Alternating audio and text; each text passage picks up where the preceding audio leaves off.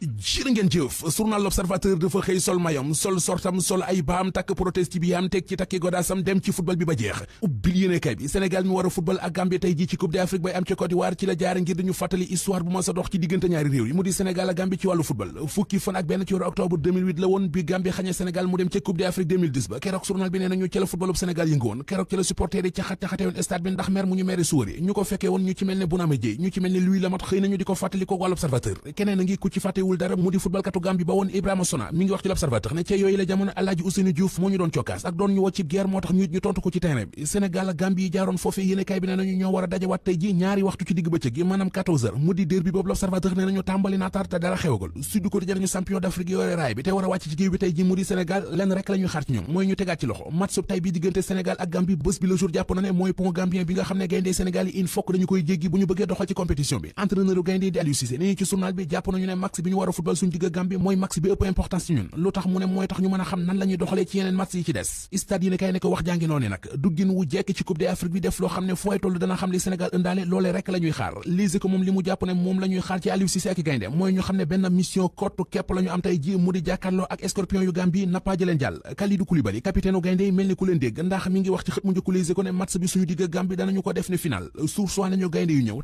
taxawaayu gaynde dëgg defal waa Gambie bagage loolu rek la ñu bëgg stade yi ne kay am na leneen lu mu seetlu ba yeggee ñu ko ci xëtamu njëkk mooy Aliou Cissé bi mu doonee entraîneur équipe nationale football bu Sénégal ba léegi mësuta ñàkk matcham bu njëkk ci Coupe d'Afrique waaye nag Sénégal it benn yoon la mas a gañe Gambie ci football ñu teg bal bi ci suuf te wax ci leneen coow lu journal yu bari yëkkati tey ci seen xëtu njëkk mu di kaa bu Karim Wade ak ñaari nationalité yi ñu koy waxal kii ci wax gi la yoon Le Quotidien nee nañu mooy Thierno Alassane Sall journal bi bind ne borom République des valeurs di Thierno Alassane Sall mi ngi jéebaane ñaari nationalité yi Karim Wade yor mu di bu France ak bu Sénégal ba noppi taxaw ne dafa bëgg a jiite réew mi ay farandom nag moom Karim Wade Le Quotidien nee nañu xamle nañu ne Karim Wade delloo na nationalité France am bu yàgg lise ko nañu coalition Karim 2024 ñoo ko xam ne ab communiqué lañ def démb di ko ca leeral ca lañu waxee ne Karim Wade defoon na formalité yëpp ba autorité yi ca France acté woon ko ñu dolli ci ne toog fii di wax waxi Karim tubaab la Karim sénégalais la xamee suñu ak boo di compté ci wàllu xeet anki dine kay nañu Karim Wade bindoon na France ne dafay delloo nationalité am laaj bi kay journal bi ne nañu mooy ndax jotoon naa topp yëf yi ba ca pandaw la kii sulliwaat kaa bi di ko topp anki dine kay mi ngi ñuy fàttali ne Thierno Alassane Sall la source di ñu leeralal condition yi mën a tax conseil constitutionnel sukkandiku ci coowal double nationalité bu Karim Wade bi ñuy wax ngir invalider candidature am déclaration sur l'honneur bi Karim Wade def yéeni kay bi ne nañu ca la conseil constitutionnel di yamagum léegi nag Thierno Alassane Sall ministre coow li bu déposé ab recours boole ko ki preuve mu di preuve yu wér péng ci ne Karim Wade mi ngi ñaari nationalité bu boobaa moom Karim Wade candidature am ci présidentielle 2024 yi fii la lépp di doxee tàbbi géej waaye quartier ba ñu naan fa gàddaay BRT bi ñu doon inauguré fa la déparé woon Soleil national moo ñu ko xëy wax ba dañu waxaale wax ju fa président national Macky Sall wax mu di ak BRT bi Sénégal tegaat na beneen jéego ngir gën a méngoo ak jamono bus rapide transit bi njiit réew mi doon daloo keroog journal L'Info li mu ci gis mooy président Macky Sall yëkkati na kubam bu mujj ci xët mu njëkk bés bi le jour mu fay wax ne BRT bi dafa jëfe dige mu di promesse bu mu yàgg am ci xolam ki xolam naqari dëgg mi ngi ci biir L'Observateur